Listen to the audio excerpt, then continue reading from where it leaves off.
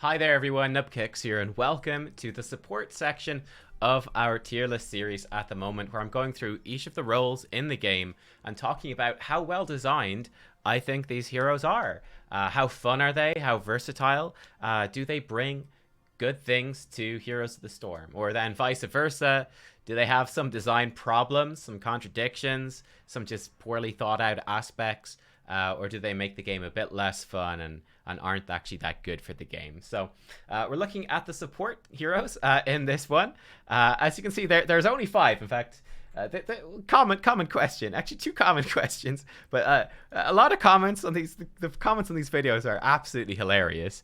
But one point of large concern for a large portion of you guys. I just want to reassure you, it's gonna be okay. Okay, things are gonna be fine. But people get very upset when they feel that a hero is not being put into the role they belong in. I assure you that they are all being treated in their proper lists. We're going by the roles in the game. You've got these amazing buttons in the game, guys, that break them down per role, and we're going by that. You can see the support role only has 5, and these are the support heroes, so don't worry, I'm taking care of you. Okay, good. I'm glad, because some people were they were distraught. It was an emotional time, so I'm glad that we've got that sorted out. Oh lord. Another fun question was viability. Just to mention very briefly, I think viability is somewhat relevant when we come to the supports, certainly. But yeah, I think viability actually, obviously it's not the purpose of these lists. It's more about design, but viability is also a relevant part of design. So, for example, a hero that's chronically overpowered or chronically underpowered, those are bad things for design, I think. Whereas a hero that tends to be balanced in probably a lot of situations and can see lots of play and feel good for it, that is a good thing.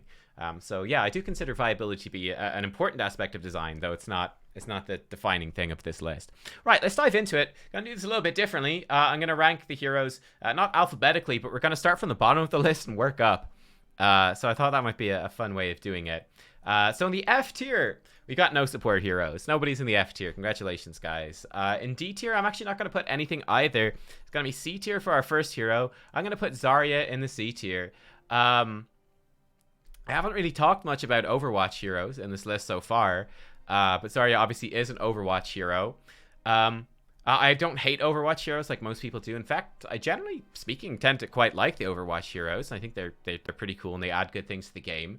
I guess one thing with Zarya is that she just doesn't actually tend to be that particularly exciting or interesting. She's fine, she's solid, she's okay, but she just never really blows me away. It's a fun mechanic of shielding yourself and shielding your teammate. She builds up more energy. Exactly, carbon copy from Overwatch. She builds up more energy and then she does more damage with her basic attacks and with her particle cannon attacks. I think that's cool. I think one of the big issues I have with Zarya is that she has one of the most substantial talent trees in the entire game. I think she has 4 options on nearly every single talent tier. Like, she has an absurd amount of talents. But despite this, she's got very few that are actually that interesting. And it really feels like when you're playing against a Zarya, you're quite simply playing against a Zarya. And that despite having an absolutely staggering amount of options for customization, none of that customization really actually does anything. I guess with her heroics is probably the only thing you particularly notice, and that's not even that noticeable. Though I do like the expulsion zone. I thought that was a good addition to the hero, which she doesn't have in Overwatch. That's cool. But yeah, I think she's fine. Like, she's okay. She's nice. She's kind of fun on certain maps, like Braxis, for example. She's got a cool place, or Volskaya Foundry, I think. She's got a cool place and does some cool things. Yeah, I don't know. That's just kind of how I feel about Zarya. She's just she doesn't wow me. She doesn't wow me. She was incredibly overpowered on release. I feel like she's probably incredibly overpowered to create some of that wow factor, and then she was kind of reduced to normalcy after. In fact, actually, when Zarya first released, she was the worst hero that they ever released, I think, for the game. She was incredibly weak. They hotfixed her to be incredibly overpowered. And that's the fun story of Zarya. The most exciting thing that ever happened for her was her release saga. Okay, next up in the C tier, I'm going to put Medivh in the C tier, guys. I'm putting Medivh in C. So Medivh is obviously a hero that does have a lot of viability struggles. He's pretty good It's very good, even ban-worthy perhaps. Or he was in pro level play, and he's still okay in higher, very high level play, and it's just generally speaking, he's a hero that's much more designed for being on voice comms and playing with a coordinated team. To use his portal mechanic, which is a really unique mechanic. I love the portals. I think they're cool. But unfortunately, I think for the vast majority of people playing the game, when you're playing as Medivh, you're not going to have that coordination or that reliability with your team, because you're most of the time you're playing with strangers, and actually using that portal is something that doesn't happen that often. So for me, that is a bit of a problem. Like I said, I still think that makes him. I count that as something of a C tier thing. It's got a lot of problems, but I'm still glad it's in the game. It's still a cool mechanic, and it's good that it's in there. It doesn't detract from the game, but just for most of the time, for most people, it's not going to add a whole lot either. I do think that Medivh has a lot of cool things going on for him. I like the scouting in Raven form instead of his mount, being able to fly over everything immune and get some vision. I think that's really cool and really interesting. I think the portals are really cool and interesting. I like his the shield that he can apply as well. Getting a small window of protected. After they nerf that down, I think it's in a good place where it feels meaningful but not overpowered or broken at all. And he's got 2 good heroics as well. Leyline being better for sure, but both heroic does an interesting thing and has a place in the meta, so that's really good. That's a lot of pros for a character. One of his downsides, though, I think that I actually don't really like his baseline quest. I feel that with his quest and with his Q, I don't really like the Q design too much either. In case you guys don't know, Medivh's Q, I think by default has, I think it's a 7 or 8 second cooldown. It has a very long cooldown, but it gets reduced to 2 seconds if you hit a hero with his Q. And then when you finish his quest, which is hit heroes 40 times with your Q without dying, which is difficult to do, takes a long time, it reduces the cooldown to 1 second when you hit a hero. So I actually think it's too harsh. It's too punitive in its gameplay, in that if you are hitting heroes, you're firing off your Q every second. If you miss once, you can't fire it again for 7 seconds. Like, that's really, really harsh. And while it does create some interesting gameplay, I also think I feel like it's a little bit tacked on to the character to kind of fill him in and give you something to think about. And it kind of draws away a bit from what I think is interesting, which is the supportive, the strategic aspect of him, which is, the vision, the scouting, creating plays at portals. I think that's cool. The Q is a bit meh. The quest, like I said, I don't really like it. I mean, one of the big issues I have with the Medivh quest is you're going, okay, I've got this quest, which is kind of difficult to complete. I need to make sure I don't die until I finish this quest. Because guess what? Going from a 2 second cooldown to a 1 second cooldown on your damaging ability, that's double the damage. It's a big deal. So you have to really focus on finishing this quest. Guess what? Well, Medivh, he does have some synergy in the sense that he's got the perfect tools to do the quest. He can give himself protected. He can give himself portals to get out of there. Awesome, great. You can stop yourself from dying from finishing the quest. Well, you see, the problem with that is, if you're focused on using your abilities to stop yourself from dying, then you're not doing any of this stuff that's actually interesting, which is using your abilities to make plays with your team. It makes you be selfish for like half of the game, trying to get that quest finished, and I think that's a real loss. So yeah, for me, I honestly think Medivh could have been more interesting actually, just without the baseline quest. That doesn't need to be there, and I think having a less impactful Q ability, or less impactful Q skill ceiling, if you get me, would have been better. Like, I think it's still interesting. He's got some cool talents actually, where if you hit a hero with your Q, it will empower your next Q by a big damage number. Well, that's pretty cool. Or empower your next basic attack to do a bonus effect. That's awesome. He'd be a good hero for the whole mark system that some heroes have now. So if you think about like Johanna's Sin's Exposed talent, she hits heroes with her blind and it puts a mark on them, and when she hits them the next time it explodes for more damage. That could have been a fun thing to work into Medivh's Q. Just, I think, a more interesting way to deal with that rather than the feast or famine thing that he's got going. Yeah, like I said, I think he's got the bones of a good hero. Obviously struggles with viability because it's more focused on teamwork, which is not something that's a big feature in most people's games.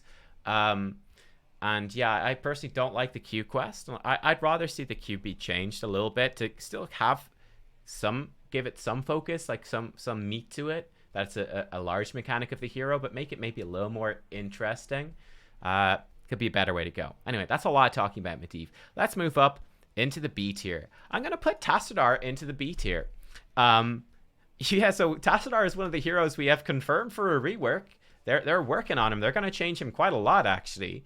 They're talking about moving him to a much more damage-focused mage-type role. But as you can see, I actually think Tassadar's design is pretty okay. I don't necessarily hate it. I think Tassadar brings an interesting thing to your team, particularly when he's running in a solo lane of being a very defensive-type hero. Compared to, let's say, having a solo lane Sonya, which is adding a lot of aggression to your team. I think a solo lane Tassadar is like, I'm going to be super safe.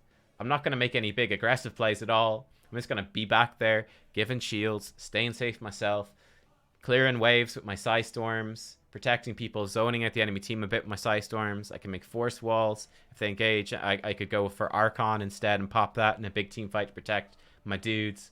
I can pop Vision to scout things out for us. I like that. I think that's actually a pretty cool identity for a hero. So I actually really like him, and I find him pretty fun to play as well. I think he has some interesting talent choices too. I kind of like, the tweaking your shield at 4. It's in some ways a little bit bland, but you can choose to give it extra life leech to people that have the shield on.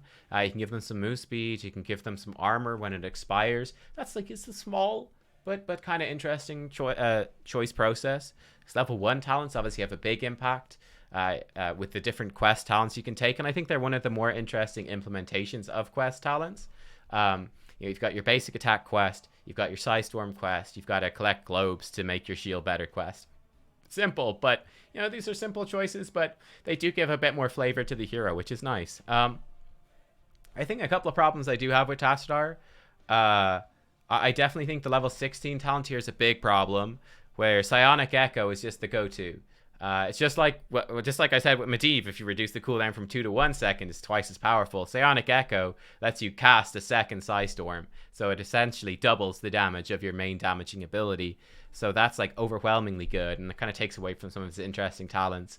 I also think like his level 13 and 7 talent tiers, in comparison to the earlier ones, really don't have anything interesting happening at all. They're quite bland.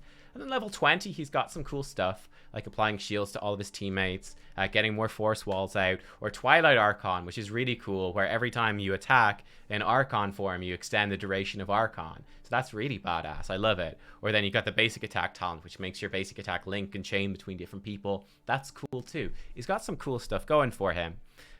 So for me, yeah, I think he's a good solid B tier hero. He's okay. He's pretty fun. He's pretty nice, and he's got some interesting variety in his builds. And he provides an interesting niche. So yeah, I honestly, out of all the heroes to rework, he would not be my first choice to rework at all.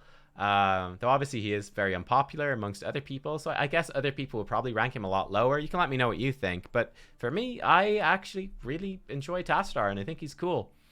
And it'll actually be one of the first reworks where I kind of go, a first substantial rework, I guess, where I kind of go, wow, I'm going to miss the hero that was there before. Okay. Going into the A tier then, I'm going to put Abathur in the A tier. I'm putting Abathur in the A tier. So Abathur is, out of these heroes, like certainly in the games that like I play, Abathur is obviously the hero that I would have seen the most. In the recent past and just historically, he's been the most viable and relevant support hero. He does a very cool gameplay thing where you're this really vulnerable, really slow little slug moving around, and it's mostly about this global symbiote that you can put on any other character, minion or hero, that's on your team and empower them with abilities that you cast from them as essentially your platform. I think it's super cool. It's such a great idea for a character. I think it's absolutely phenomenal. And like, at least that aspect of the hero is absolutely an S tier design. It's so unique and so cool and interesting. Obviously, like, League of Legends kind of copied it quite a bit with the Yumi character, for example, in the last while. That was obviously inspired by Abathur, and I think that's pretty awesome, right? So I like that aspect about Abathur, and I think sometimes it goes maybe a little bit too far with a hero like Illidan, for example, who I think overly relies probably on the Abathur to be relevant. But I think that you can do some really fun things with Abathur. There's really interesting team synergies. So, for example, if you clone a Jaina, well, Jaina does bonus damage to heroes that are chilled by her abilities. Well, the clone also benefits from that, so the two Jainas can work together to apply those chills and do some really good burst damage. I think that's super cool. And I just love the clone heroic in general. I think it's one of the most interesting heroics in the game. You know, when you copy another hero, there's so many different ways you can do it. So, yeah, I could clone a second Illidan or clone a second Greymane and we can dive like crazy. Or I could clone, another Arthas or another Muradin or something like that. And we just suddenly bring a ton of crowd control and tankiness to the team fight. Or I could clone one of my supports and just make us really difficult to kill for a short amount of time. There's so many different ways to use that heroic. I think it's, again, without question, it's an S tier heroic, one of the best in the game. Now, where Abathur falls down a little bit for sure is in the Locusts. I actually think this is somewhat true of a few of the heroes of the old specialist role, right? When the game first came out, there were 4 roles: warrior, support, and supporting basically was healers, plus supports like Medivh and Tassadar were in there, support. So there's warrior, they're just the big tanky guys on the front, so essentially that got split into tanks and bruisers. We had support, which got split essentially into healers and support having a few extra guys in here. And then there was assassins and specialists. What were the two about? Assassins were about hero damage, specialists were about siege damage. And back then, a big part of the game was that all of the structures, the towers, had ammunition. And as you pushed minion waves into them, they would run out of ammunition and it would slowly regenerate. But you had kind of a war of attrition thing going on for pushing lanes, where as you push those lanes down, you could run them out of ammo and that would help you actually destroy those structures.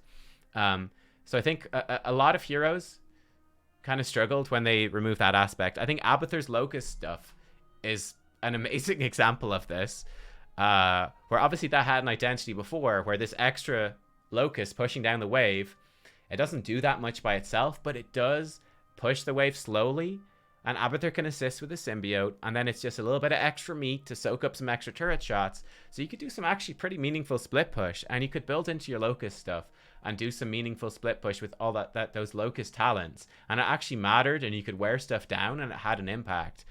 That really has fallen off, though, as the game has gone on. And like the Locust build, you just don't see it anymore. It just doesn't fit with how the game is played. It's not relevant. It's completely fallen by the wayside, that sort of play style, which I think is a real pity because it's a cool build. And that definitely is a negative point, a fairly substantial negative point, I think, against Abathur, where some of his uniqueness that was really cool just got kind of left behind. Somewhat the same with his Evolved Monstrosity heroic as well. Turn a minion or one of your Locusts into this super monster, into this monstrosity that can power up by killing minion waves and like really push down lanes. Again, cool when the game first came out, and on these big maps like Blackheart's Bay, which isn't even in ranked play ever. But again, that's really not that relevant anymore. I did like how they changed Monstrosity, actually. I thought it was good giving it a global burrow so it could join a team fight, kind of like Dahaka. I thought that was cool, so power up your Monstrosity and bring it to the team fight.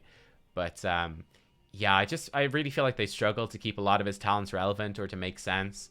Where you've got Abathur, the one of his most iconic talents that he always takes is Mule, right? So you've got Abathur, who's like, the swarm, the like genetic Zerg engineer, all about that biological manipulation. And what's he do? He calls down a Terran machine mule to repair buildings. It makes no sense at all. It's completely wonky. I think there's a couple of downsides there to Abathur. I still think he's a good hero. Struggle a lot as well with balancing. It's been a big concern with Abathur. Way back, there was, you guys probably don't even remember, there was like this really overpowered mines build at one stage where the mine talents were horrible. They got mega nerfed. He had his shield build being overpowered for a while. That got nerfed. He's got a lot of nerfs and a lot of changes over the years. But yeah, I think he's a great hero. I think he's really interesting and unique. Definitely some balance concerns with him for sure. Kind of breaks the game a little bit because he is so weird and unique. But at the same time, I like a lot of what he does. I love the clone. I love some of those synergies that he can do, and the way he sort of changes the game a bit. Just a pity that kind of the locust, the monstrosity, all that stuff is just not that relevant. And it's that stuff that brings him down to A. And then finally, we've got the Lost Vikings, and I'm going to put them in A as well. So no S tiers for the support heroes for me. The Lost Vikings, again, much like Abathur, I maybe swap it around like this. I think Abathur is a bit better than Lost Vikings as a hero, design-wise. The Lost Vikings, what they do well is they take a very simple idea, which is, well, instead of one hero, what if you control 3 of them at once? Very simple idea, bringing that real-time strategy game feel into it of controlling different units at different points on the map at the same time. And that very, very simple idea is enough to carry them a really long way, I think. And then again, I do like, the different Vikings each have a different feel. You've got Olaf, he's very tanky. He's got his charge move with the slow. You can talent that into a stun. You got Balog, who's got the splashing attacks. And then you've got, I don't know what the small one's called. I can't remember their names, so I probably fucked them up already. Anyway, the guy with the little red beard, Gimli, I don't know. He's got his little catapult and his slingshot, and he's very small, very quick. He's got the longest range. That's a fun little way. It's a fun little bit of uniqueness to each of those characters. One definite downside for me, though, is that, well, that's like it, right? That's the whole character by default. Pretty much, they've got no mount, but they can activate their mount button to give them all a movement speed boost. That's fun.